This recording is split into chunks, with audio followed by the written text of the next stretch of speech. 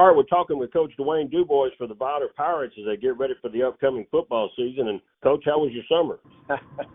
Summer was great. It just didn't last long enough. Now the kids we had a tremendous turnout this summer.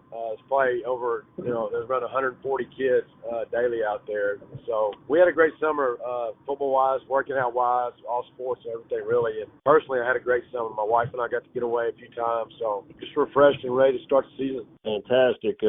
When we talked about this time last year, your first year in with the Pirates, you talked a lot about getting used to the different type of offense that you were going to run, and it was a little bit different than maybe what Jeff had done in the past. How do you feel your team responded to that last year and going into this season? I think they responded really, really well.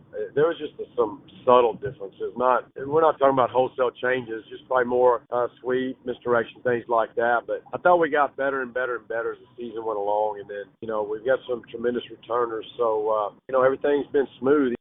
Coach, going into the start of the season, you got both Silsbee and Santa Fe, and on your posted schedule, you still had TBA. Did you decide where you're going to be playing those guys? We're playing Silsbee and Silsbee. Santa Fe will be at home in Vidor, and then we're playing Hampshire Fannett week 3 in Hampshire Fannett. So we've got two teams. We're traveling, and both them out of town games. Those are pretty solid football teams between Silsbee and Fannett. And then Santa Fe's coming here, but Santa Fe had one of the best years they've had in a long, long time last year. So that's 3 solid, really good non-district opponents. You're going from a 16 district to an 18 district. How do you feel about that?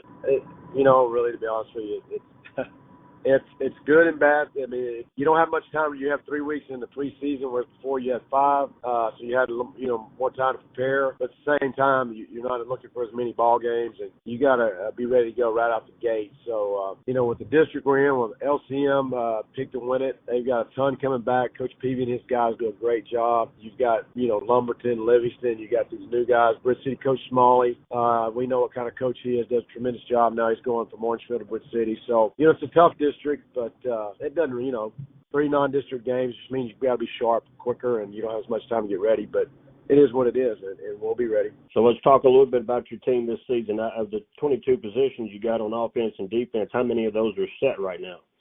I'd like to tell you none of them are set. I mean, we're wanting to compete every day, but let's be honest with it. We've got on the offensive side of the ball, we've got Dagan Venable returning at quarterback and Riley Marlowe at fullback. You want kids to compete each and every day, and those kids started last year every ball game. And there's a couple others. William Jones started a bunch of ball games, and I can go on down the list. Hayden Segrist. So, but those kids will compete each and every day. So, we always not jokingly say, hey, someone beat them out if you're better than that. But we feel good about the kids we have coming back. We really do. They're really good football players.